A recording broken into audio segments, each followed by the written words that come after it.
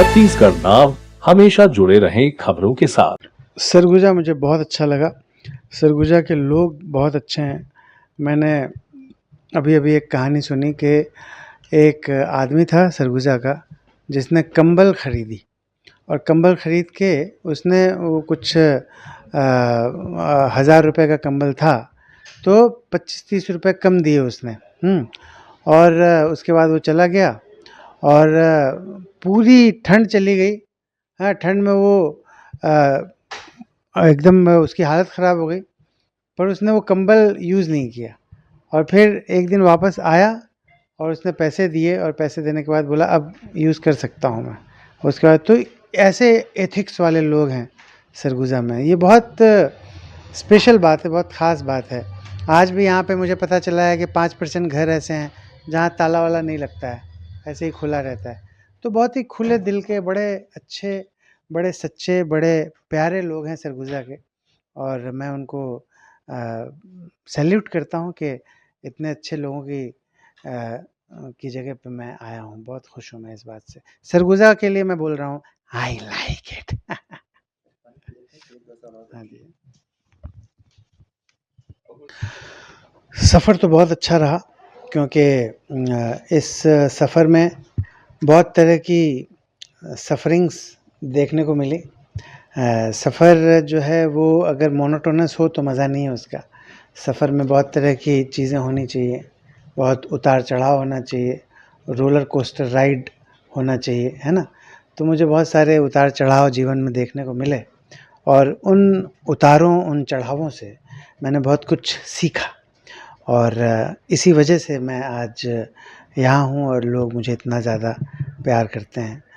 ऊपर वाले की कृपा है और मैंने हमेशा परिश्रम पर विश्वास किया। मुझे लगा कि परिश्रम आप अधिक से अधिक करें। जितना ज़्यादा आप परिश्रम करेंगे उतना ज़्यादा पारिश्रमिक जो है वो ऊपर वाला आपको देगा। तो मैंने परिश्रम ज़्यादा से ज़्यादा किया, पूरी ईमानदारी से परिश्रम किया और आज मैं आप सबके सामने बैठा हूँ। ये मेरा पारिश्रमिक है। अगर एक्टर नहीं होते तो क्या होता? अगर मैं एक्टर नहीं होता तो मैं सिंगर होता, क्योंकि मैं बहुत अच्छा सिंगर हूँ, बहुत पैशनेट सिंगर हूँ और इवन टुडे मेरे मन में ये ख्वाहिश है कि मैं अपने एक्टिंग करियर के साथ साथ सिंगिंग के लिए भी कुछ कर पाऊँ। कौन सा रोल सबसे ज़्यादा आपको पसंद आया? मुझे 2 रोल हैं जो कि बहुत ज़्यादा पसंद आए। एक तो अनोखे लाल सक्सेना भाभी जी घर पर हैं और दूसरा दुबे जी अपहरण सबका कटेगा।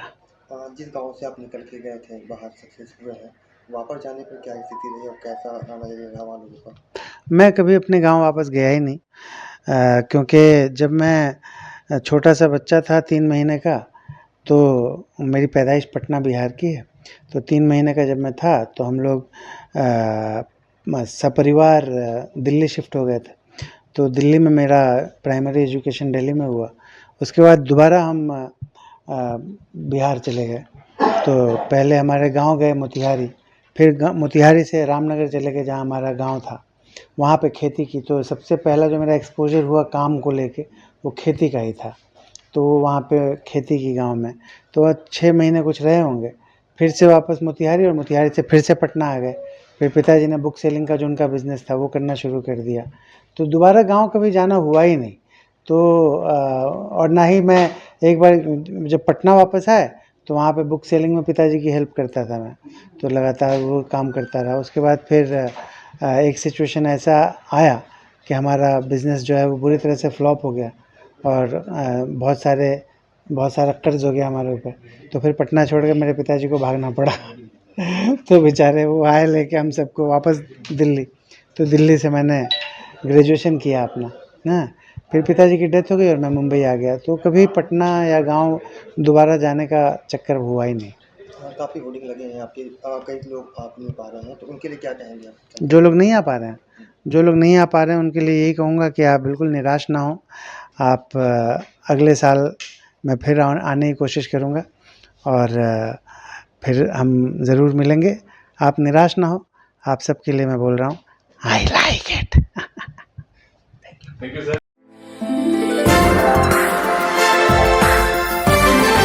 छत्तीसगढ़ नाव हमेशा जुड़े रहें खबरों के साथ।